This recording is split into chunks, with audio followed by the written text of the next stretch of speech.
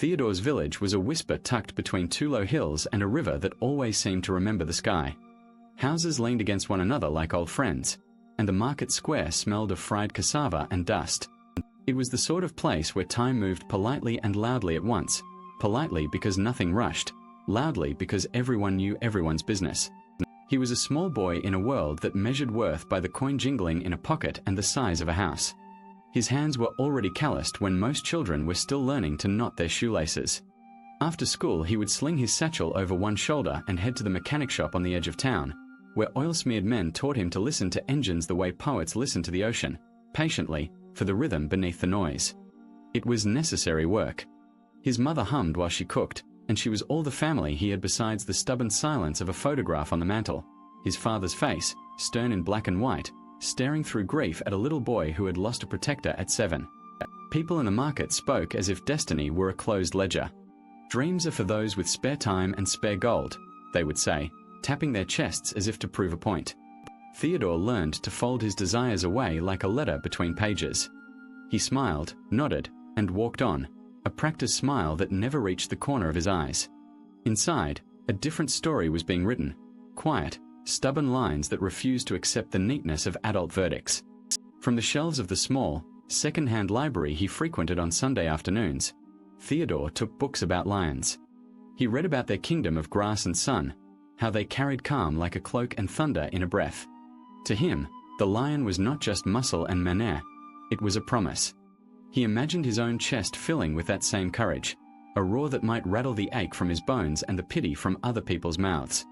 But evenings found him by the riverbank with the same ache, watching the water make its endless small journeys and feeling as if his life were too small to hold anything as loud as a roar.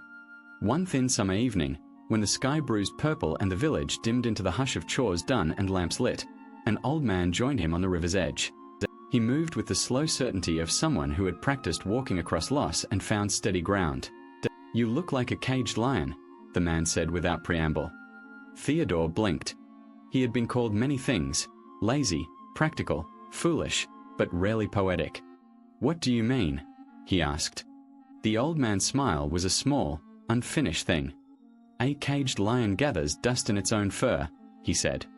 "It forgets the sound of its roar because it listens to iron and the light through bars. But remember this, boy, the lion's heart is not forged of metal. It keeps its wildness somewhere no person can bolt."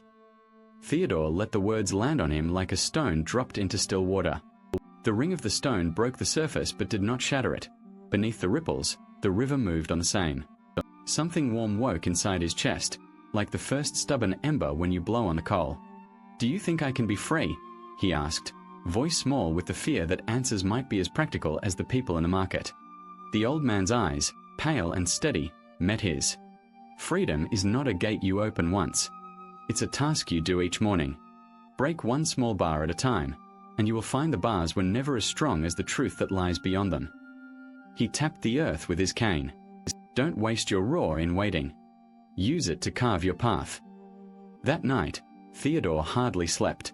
He thought of cages that were invisible, fear, obligation, the habit of accepting smallness, and how to chip at the mortar without losing himself in frustration.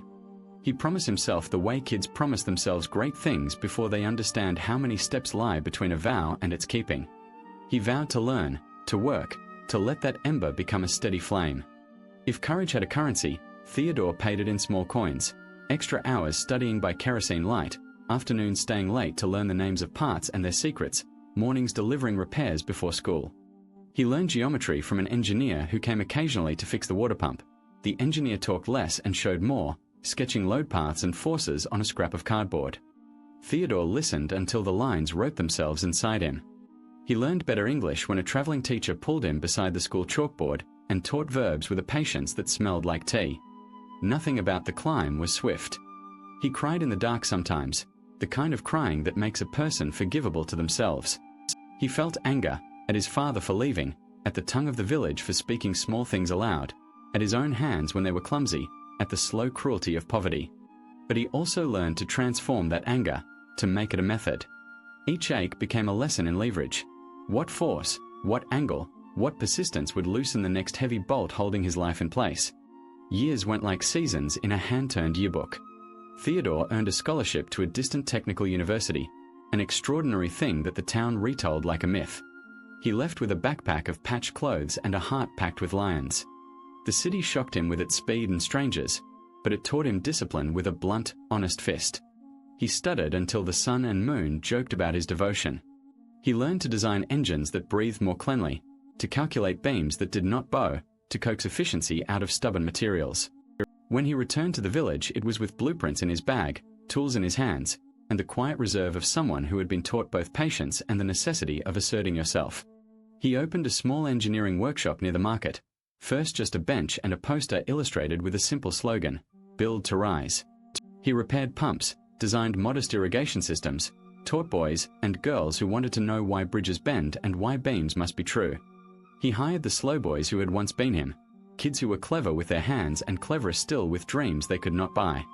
He paid them fair wages and taught them the language of leverage and pride. Bit by bit, the village changed. The pump near the common house ran cleaner. A footbridge that once swayed like a nervous thought became a sturdy crossing. Theodore designed a small generator that used river current and a matrix of simple blades so families could read at night without the stinging smoke of kerosene lamps.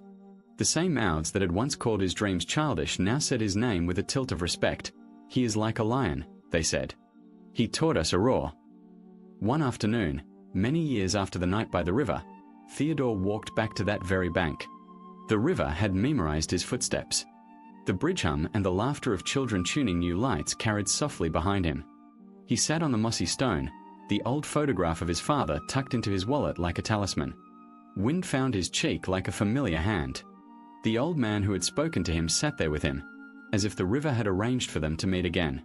He looked smaller now, folded into wisdom instead of youth, but the same calm smile lived in the corners of his mouth. "You kept your promise to yourself," the old man said. Theodore touched the scar on his palm where the wrench had once slipped. He laughed, a low sound that was neither boast nor boast's twin animal, but a simple proof. "I chipped the bars away, one by one." "You knew what a roar was," the old man said. "Not the kind that frightened others, but the kind that calls the self home." They sat in silence for a time, and the river said all it had learned. Then Theodore reached into his bag and took out a small, rough statue of a lion. He had carved it from river stone himself, the edges smoothed with long patient rubbing. He set it on the rock between them. "For the next boy," he said. "For any child who sits by this river thinking their life is small." The old man touched the statue like it was a map. "Pass it on," he said. "And remember, freedom needs tending. A roar is only useful if it is spent on the work of living well." Theodore understood then that freedom did not arrive as a sudden, cinematic escape.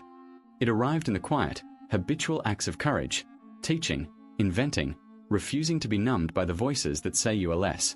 It arrived when a village began to tend the things that made it small and, in tending, discovered that its people had been lions all along. People still told stories around the market stall about the boy who fixed the pump and the man who lit the village at night. Children pressed their faces against shop windows to watch the apprentice's hands shape metal with careful love. They played at being lions, the way boys and girls do, proud and roaring in little voices. And sometimes, on those long evenings when the sky readies itself for night, Theodore stood at the river's edge and whispered a small, private thanks to the man with the cane. The ember the old man had struck that evening became a steady flame, yes, but it never turned wild at the cost of warmth. It became instead a hearth around which others gathered, learning how to heat their lives with their own work, their own voices. Because a roar is not only sound, it's decision. It's the steady engineering of a life that refuses to be small. It is learning the math of hope and the mechanics of kindness. And when the lion roars, sometimes the whole world leans closer, listening for the next small, necessary building block, one more act of courage, one more hand reaching out. Theodore's life was proof. Life may try to cage your dreams, but the spirit keeps its wildness. Break the bars in ways both small and brave, teach someone the names of the parts, share your tools, then listen while the little roars grow until they make a chorus that the whole village cannot deny.